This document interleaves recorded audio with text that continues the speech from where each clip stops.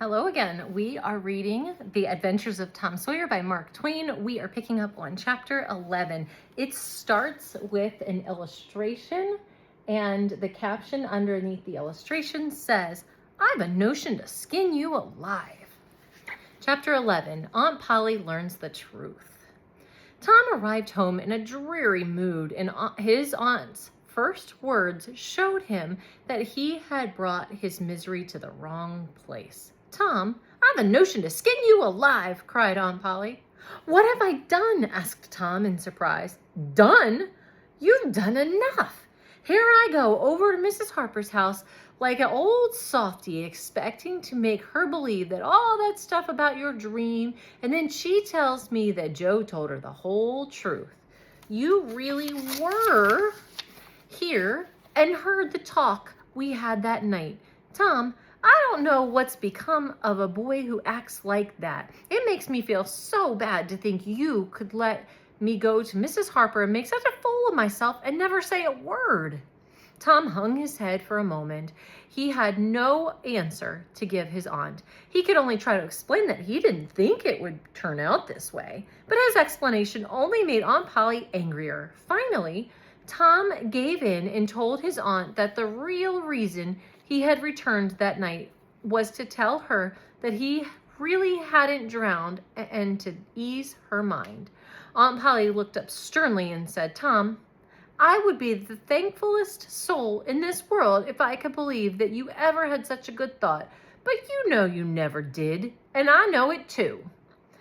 Tom pleaded and tried to convince his aunt that he really was telling the truth. And there's another illustration. It says Tom explains his visit.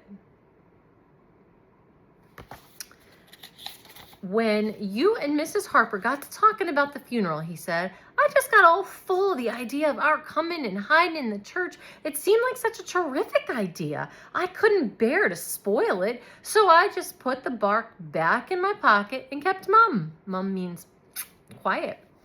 "What bark?" asked Aunt Polly. "The bark I wrote on to tell you we'd gone pirating. I wish now you'd woken up when I kissed you. I do, honest." The hard lines in his aunt's face relaxed, and a sudden tenderness dawned in her eyes. She couldn't believe that Tom had really kissed her, but she could tell that the boy was speaking the truth. Still, she had to be sure. When Tom had gone off to school, Aunt Polly ran to the closet and took out the jacket he had worn on the pirating trip. She hesitated before putting her hand in the pocket. If Tom was lying this time, she couldn't bear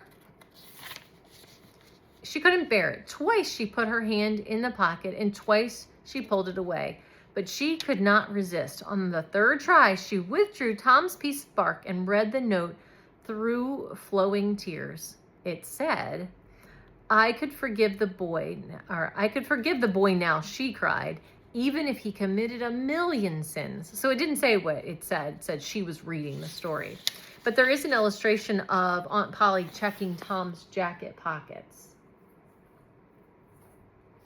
And so that is the end of chapter 11. This is where it says Aunt Polly forgets Tom. Let me try that again. Aunt Polly forgives Tom. And that's the end of chapter 11.